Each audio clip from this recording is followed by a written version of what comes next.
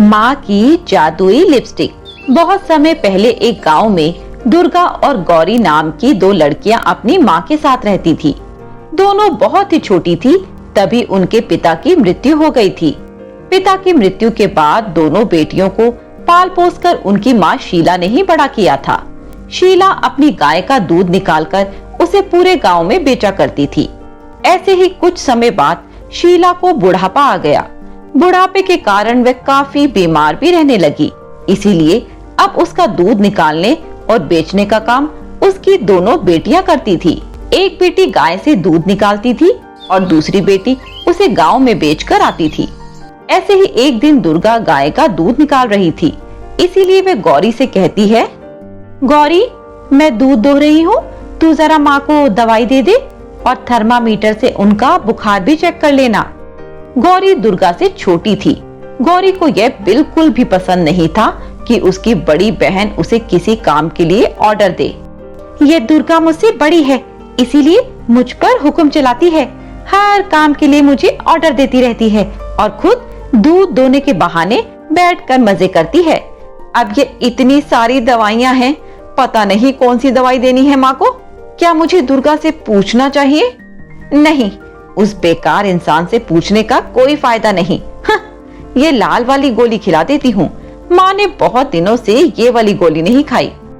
गौरी अपनी माँ को अनजाने में गलत दवा खिला देती है।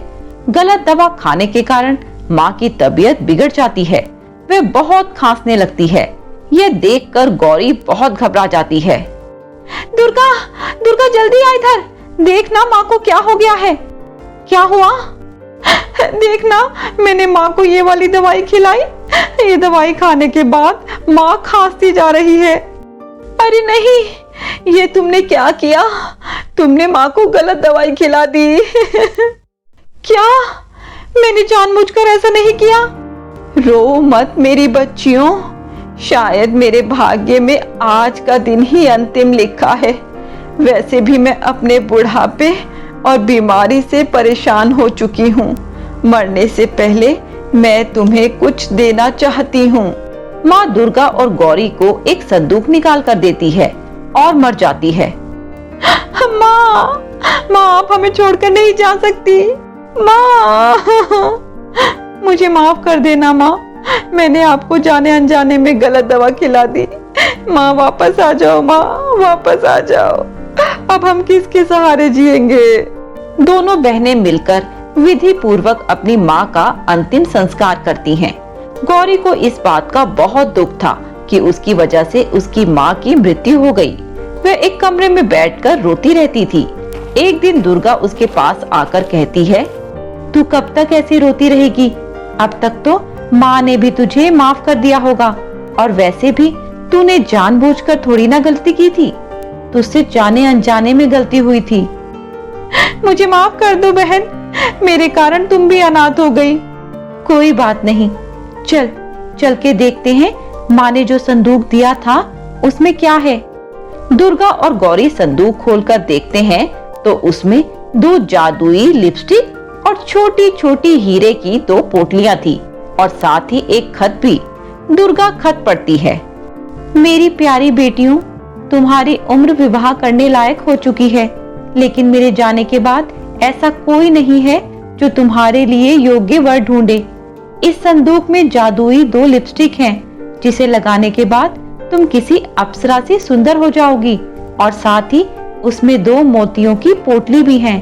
तुम दोनों ये जादुई लिपस्टिक लगाने के बाद मोतियों की पोटलियों को लेकर यात्रा पर निकलना। लिपस्टिक लगाने के बाद तुम दोनों बहुत सुंदर हो जाओगी, इसीलिए कई लोग तुम्हारे सामने विवाह का प्रस्ताव रखेंगे, लेकिन किसी की शक्ल सूरत के बहाव में उससे विवाह मत करना। तुम विवाह उसी से करना जो तुम्हें एक मोती के बदले 7 मोती लाकर दे। गौरी और दुर्गा वह जादुई लिपस्टिक लगाती हैं और मोतियों की छोटी छोटी पोटलियों को लेकर यात्रा पर निकल जाती हैं। जब वह कुछ दूर पहुंची तो एक लड़का दुर्गा के पास आकर बोला, हे सुंदरी, मेरा नाम विवेक है, क्या आप परीलोक से आई हैं? नहीं, मैं पृथ्वी की ही हूँ। आपकी सुंदरता ने मेरा मन मोह लिया है, क्या आप मुझसे विवाह करेंगी?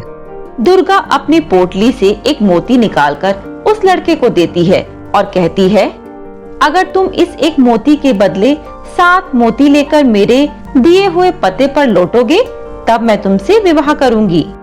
ठीक है, मैं पूरी कोशिश करूंगा। आप मुझे पता बता दीजिए। दुर्गा उसको अपने घर का पता बताती है। वे दोनों कुछ दूर और चलते हैं तो एक लड़का गौरी के पास आता है। हे खूबसूरत लड़की, आपकी खूबसूरती ने मेरा मन मोह लिया है। क्या तुम मुझसे विवाह करोगी? हाँ, कर सकती हूँ, लेकिन मेरी एक शर्त है। मैं तुम्हें एक मोती दूंगी। तुम्हें इसके बदले में 7 मोती कमाने होंगे। जब 7 मोती हो जाएंगे तो ये रहा मेरे घर का पता, यहाँ आ जाना। गौरी और दुर्गा की पोटली में 4-4 मोतियां थी। वे दोनों आगे बढ़ गई और शादी का प्रस्ताव रखने वाले लड़कों को एक एक मोती देती गई। जब उनकी पोटली के सारे मोती खत्म हो गए तो वे घर आ गई। तीसरे नंबर पर जो वे लड़का मिला था ना, वे बहुत हैंडसम था। काश मैंने उसे शादी के लिए हाँ कर दिया होता। ये मोतियों के चक्कर में हम कहाँ फंस गए।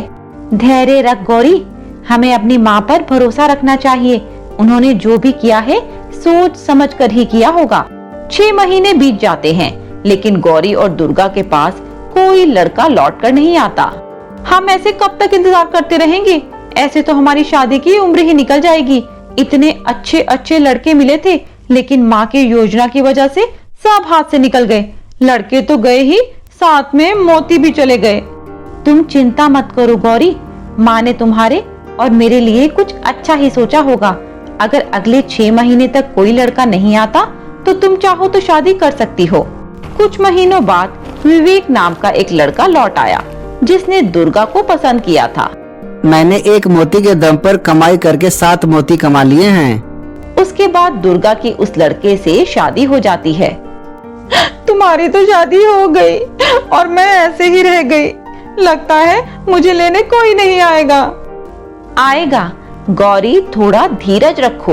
माँ, तुम आसमान से देख रही हो ना? क्या ईश्वर इतना निर्दयी है? मैंने जिन लड़कों को मोती दिए थे उनमें से लौटकर कोई भी क्यों नहीं आया?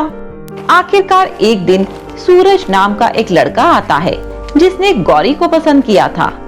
तुम्हारे एक मोती को बेचकर मुझे जो पैसे मिले थे, मैंने उन्हें अलग अलग जगह पर निवेश किया और मैंने इतना पैसा कमाया कि मैं आज 7 नहीं पूरे 10 मोती लेकर लौटा हूँ। इस तरह गौरी की भी शादी हो जाती। देखा तुमने मेरी प्यारी बहन, आज माँ की बुद्धिमानी की वजह से हमें इतने अच्छे जीवन साथी मिले।